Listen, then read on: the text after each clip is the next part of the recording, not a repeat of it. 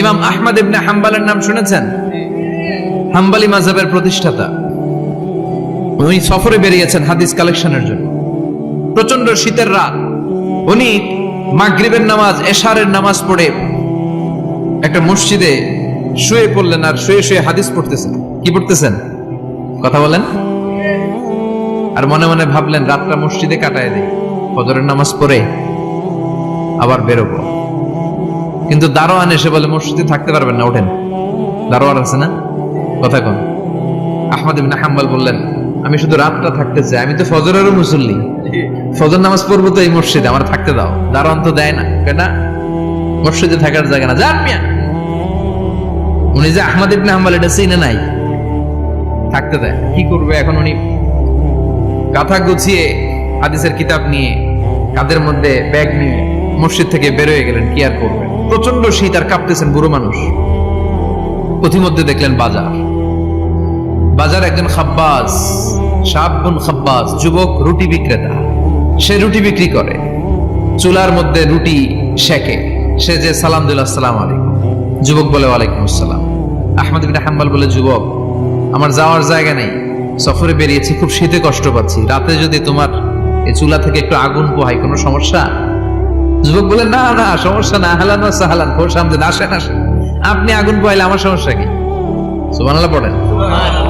আল্লাহ শুকরিয়া করে উনি বসলেন আর আগুন পোহাচ্ছেন। আর খেয়াল করলেন যুবক রুটি বানায় আর পরে আস্তাগফিরুল্লাহ, রুটির দলা বানায় পরে আস্তাগফিরুল্লাহ, খামির বানায় আর পরে আস্তাগফিরুল্লাহ, রুটি নিয়ে উনুনের ভিতরে চুলার ভিতরে সেকা দেয় আর পরে আস্তাগফিরুল্লাহ।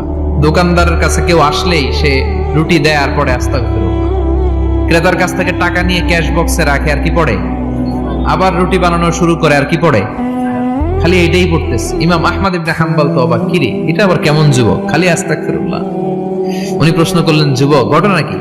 আসার পর থেকেই তোমার দেখতেছি তুমি রুটি বানাও, রুটি বিক্রি করো আর পড়ো আস্তাগফিরুল্লাহ, মালাকা ইয়া শাবাব।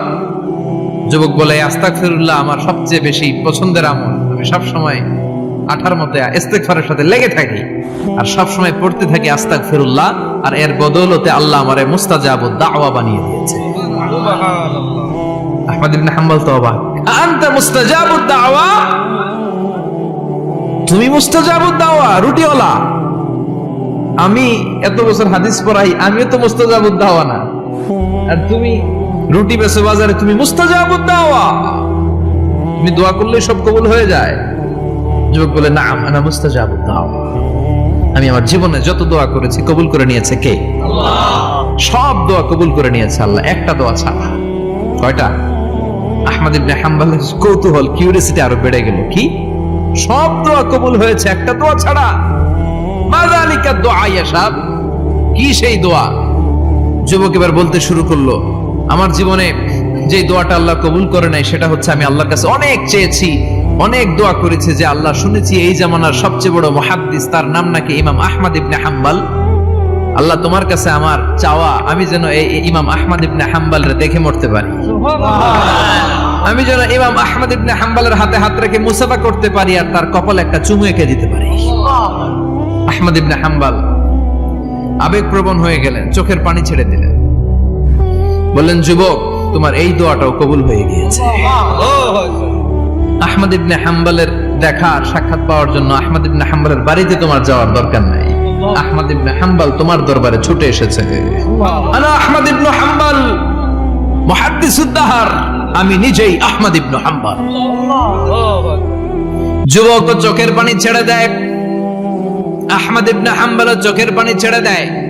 যুবক চিৎকার মেরে ইমাম আহমদ ইবনে হাম্বলকে জড়িয়ে ধরে, হাতে হাত রেখে মুসাফা করে, কপালের মধ্যে চুমু খায় আর আল্লাহর শুকরিয়া করে বলে, ও ইমাম, আসলে এই দোয়াটাও আল্লাহ আজকে কবুল করে নিল। বিশ্বাস হয়? সবসময় ইস্তেগফার পড়লে আপনার দোয়াগুলোর এইভাবে কবুল করে নিবে কে? এই পাঁচটা জিনিস পাবেন সবসময় যদি ইস্তেগফারের সাথে লেগে থাকেন। রাজি আছেন তো? এজন্য বিশ্বনবী সব সময় নামাজে সালাম ফিরানোর পরে পড়তেন আস্তাগফিরুল্লাহ। কি পড়তেন? তিনবার পড়তেন আস্তাগফিরুল্লাহ, আস্তাগফিরুল্লাহ, আস্তাগফিরুল্লাহ। পড়তে রাজি আছেন?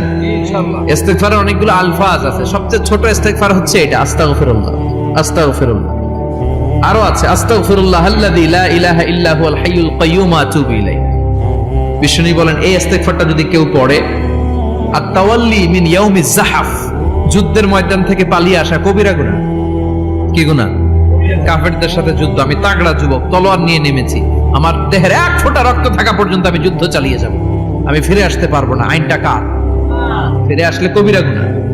বিশ্বনবী বলেন যুদ্ধের ময়দান থেকে ফিরে এসেছে এরকম কবিরা গুনাহ অবলম্বনকারীও যদি আস্তাগফিরুল্লাহ আল্লাযী লা ইলাহা ইল্লা হুয়াল হাইয়ুল কাইয়্যুম ওয়া আতুবু ইলাইহি পড়ে, ওই কবিরা গুনাহকারীকেও ক্ষমা করে দিবে কে? করতে রাজি আছেন তো? আবার সাইয়েদনা আবু বকর বললেন, ইয়া রাসূলুল্লাহ আল্লিমনি দুআআন আদউ বিহি ফি সালাতি, এমন দোয়া আপনি আমারে শিক্ষা দেন যে এই দোয়াটা আমি নামাজে পড়তে পারি। বিশ্বনবী বললেন, পড়ো আল্লাহুম্মা ইন্নী যালামতু নাফসি যুলমান কাসীরান ওয়া লা ইয়াগফিরুয যুনুবা ইল্লা আনতা ফাগফিরলি মাগফিরাতাম মিন ইনদিক ইন্নাকা আনতাল গফুরুর রহিম। সুবহানাল্লাহ পড়েন। এটাও ইস্তেগফার। আমরা এটা বলে দোয়া মাসুরা, সালাম ফেরানোর আগে পড়ি না?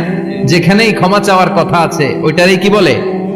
ইস্তেগফার। আল্লাহুম্মা ইন্নী যালামতু নাফসি, আল্লাহ জুলুম করেছি, যুলমান কাসীরা, অনেক জুলুম, ওয়ালা ইয়াগফিরুয যুনুবা ইল্লা আনতা, তুমি ছাড়া এই গুনাহ ক্ষমা করার তো কেউ নাই, ফাগফিরলি মাগফিরাতাম মিন ইনদিক, তোমার দয়ায় আমারে ক্ষমা করে দাও, ইন্নাকা আনতাল গফুরুর রহিম, তুমি হলা ক্ষমাশীল। ঠিক কি না?